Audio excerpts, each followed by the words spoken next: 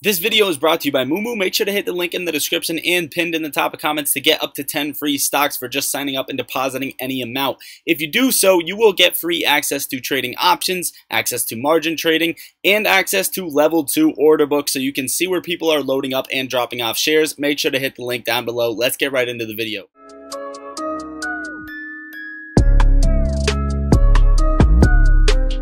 Alright guys, we're just going to jump into it. I like how today AMC had 52 million in volume and another little bit of a hammer candle. For the past 3 days, volume wasn't crazy. It was 48, 32, and then 52. Now volume increase is good, especially going in the right direction, and these little small candles are showing me that this is compressing for a certain move, whether that's to the up or to the downside. We're going to get into that right now, but real quick, GameStop's NFT marketplace surpassed 1 million over 1.028 Ethereum in volume in the last 24 hours per Blockworks. GameStop is going on a tangent. Ryan Cohen's going on a tangent, and they can't stop and won't stop. With that being said, GameStop utilization at 100% for GameStop and AMC. Almost 46% of the shares are DRS'd, and the calls are beating the puts on the options chain by more than double. The gamma is building. GameStop shorts are getting slaughtered, and the short exempts are starting to die down again on GameStop. This shows me that price pressure is probably going to be alleviated from short sellers due to the fact that they don't want to hold it down anymore, and I know why. It's because that the average fee to borrow the rest of these shares is 37.6%. Now, that's a high fee. If you come over on AMC, you're looking at around a 10 to 9% fee, which is not really great. 1.3 million shares available to borrow against it.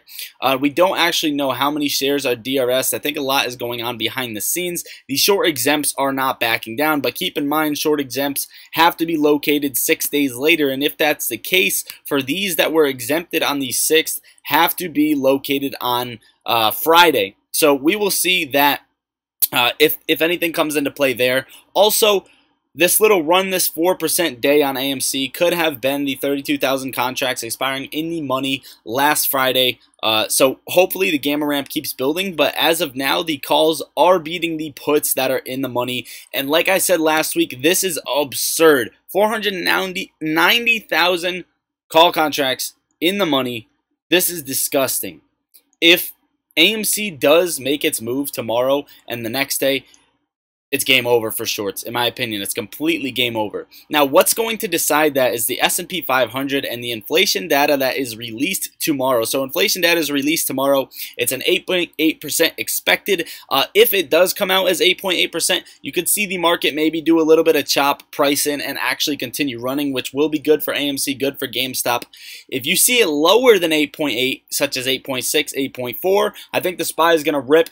AMC and GameStop are going to fly, and shorts are not going to really be able to jump out, especially with all of the call contracts that are floating outside of the money right now. If it is more than that, such as 9% or up to 10%, there was a leak which was extremely high. It could have been fake. Then I think the SPY is going to get slaughtered. And AMC is probably going to do more of this little retracement move that we have drawn out, but it's really healthy because so far AMC has been tracking identically to what we have drawn out. So I like that. I want to give you two breakout levels where I think it's a new ballpark. Right now, I still think we're in this little zone at heavily suppressed. I think a break over 1750 and a break over 20 bucks is going to bring us into a whole new ball game on AMC. And the reason for that is because this is the overall trend lines that we've been suppressed below. And if we break above that, it's going to change the game. For the squeeze in general, it's probably going to be time. So that is what we have drawn out for AMC ultimately. And the breakout level for GameStop, as you can see drawn out here, is 200. I think it's a whole new ball game. If we have a clean break over 200, then you should see that move or should see that next run or MOAS all in that same time period. As of now, right, GameStop and AMC, you see what I have drawn out. They both have a little bit of a retracement at the same time, and I think this is healthy. Remember, if CPI data is bad, I'm still not going to be worried. If this retraces, it's going to track even more perfectly to what we have drawn out. So ultimately, guys, I'm not worried. Yesterday, I expected it to be flat or a little bit red, but that's because this was drawn out a bit early. Again, it all decides. The deciding factor is what the S&P 500 does tomorrow, and I'm going to be sitting back and watching. For everybody in the 100 to 1K challenge, again, feel free to join if you haven't. Today was disgusting. So about an hour and a half before close, we called out a put on the SPY for 368 strike price expiring tomorrow, and it only cost us 20 bucks. We made 26. We made over 100% on that trade and closed it before the day was over. That was disgusting. I really hope some of you guys sniped it. So that is pretty much it for this video, guys. If you want to do this challenge or hop in right now, we took a loss on a trade before because of unexpected news with Robinhood, and it brought us down to about 64 bucks. We made our way back up to 97 right now, and we're going to scale up to 1,000.